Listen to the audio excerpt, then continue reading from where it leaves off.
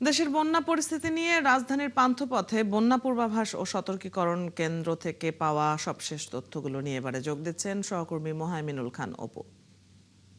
অপু, বন্যা পরিস্থিতি নিয়ে পূর্বাভাস ও সতর্কীকরণ কেন্দ্রের দেওয়া সবশেষ তথ্য সম্পর্কে আপনার কাছ থেকে জানতে চাই।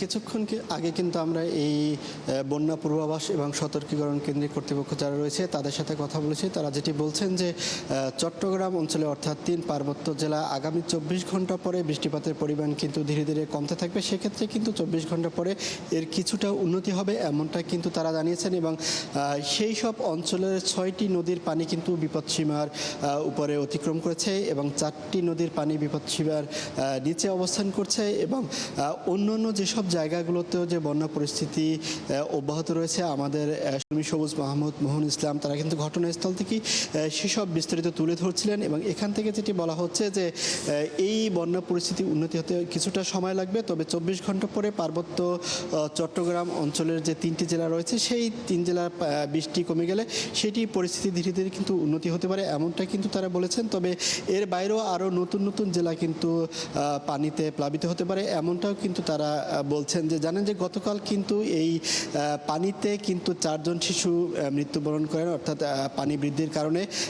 এরপরে এতে কিন্তু পাহাড় ধসেও কিন্তু প্রায় 29 জনের মতো মৃত্যুবরণ করেছে।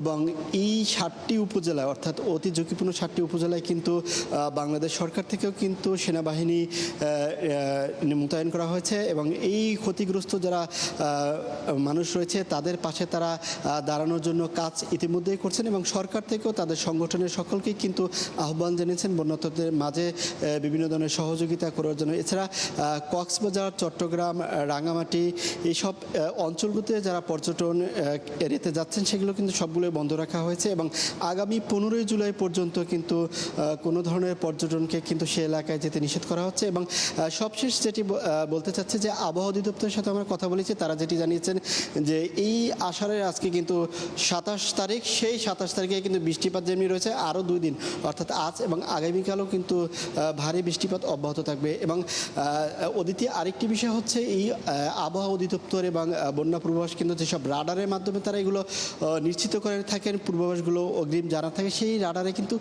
4টি রাডারে কিন্তু নষ্ট রয়েছে এবং রংপুরের একটি মাত্র রাডার সেটি কিন্তু সচল রয়েছে। তো রাজধানীর বন্যা পূর্বাভাস কেন্দ্র থেকে আমার কাছে এই ছিল সবশেষ খবর।